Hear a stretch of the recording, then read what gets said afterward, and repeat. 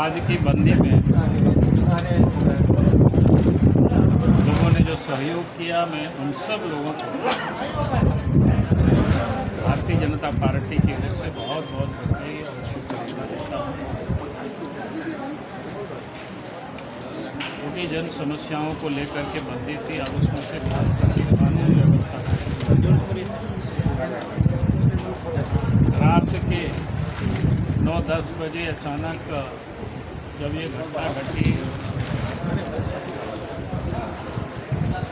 और अनिल कुमार टाइगर की जब मौत हो गई, उस वक्त हम सब लोग रिम्स हॉस्पिटल में थे और वहीं पर सबों की जो भावना थी कि एक बार रांची को बंद करना चाहिए, और उस बंद में लोगों ने साथ दिया, सहयोग किया, उसके लिए उन सब को बहुत बहुत बधाई है। और इस बंदी के दरमियान जिस किसी को भी जो दिक्कतें हुई, तकलीफ हुई, क्योंकि मैं समझता हूँ कि जब भी कुछ बंदी होती है तो किसी न किसी को तकलीफ होता है, कष्ट होता है। वैसे तमाम लोगों से भी मैं पार्टी की ओर से मैं क्षमा प्रार्थी हूँ, क्योंकि विरोध प्रकट करने का लोकतंत्र में यह भी एक तरीका था। और इसलिए हम सब लोग, क्योंकि झारखंड में लगातार हत्याएं हो रही है, और उसके विरोध में कानून व्यवस्था बिगड़ते हुए,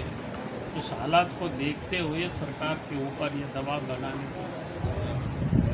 कभी कभी ये कठोर कदम भी पार्टी को उठाना पड़ता है। और आज उसी के तहत ही, लेकिन मैं कहूँगा कि राज्य में जिस प्रकार से जो कानून व्यवस्था बिगड़ी हुई, और इस कारण से आए दिन घटना ये घट रहा है, हत्या, चोरी, डकैती, अपहरण, ये खुलेआम। सर वजह क्या मानते हैं इसका? और उसकी वजह मैंने पहले भी कहा है कि अब झारखंड राज्य में अगर आप देखें पुलिस व्यवस्था किस प्रकार से, झारखंड में एक पुलिस डीजीपी है, अब उन्हें वही डीजीपी के ऊपर सीआईडी के भी डीजी है, एसीबी के भी डीजी है, और घोषित रूप से स्पेशल ब्रांच के भी वो काम देख रहे हैं। और रांची जिला के जो आज सीनियर एसपी है, डीआईजी में उनका प्रमोशन हुआ, लेकिन एसपी के प्रभार में भी वही। तो झारखंड में किस प्रकार से पुलिस व्यवस्था काम कर रही है, इससे आप समझ सकते हैं। जहां एक ही डीजीपी के हाथों इतनी सारे विभाग आखिर हेमंत सोरेन ने क्यों दे रखा, और जब किसी एक व्यक्ति के पास इतनी सारे विभागें होंगे तो फिर पुलिसिया काम छोड़ करके बाकी और कामों में आदमी का ध्यान रहता है। और सर्वत्र चर्चा होती है कि आखिर किस कारण से, क्यों इनको इतना आधारी पद में बना करके रखा है। तो इसका भी चर्चा क्या होता है कि जगह जगह पर क्या सच है ये तो कहना बहुत मुश्किल है। लोग बोलते थाना को भी टारगेट फिक्स किया गया है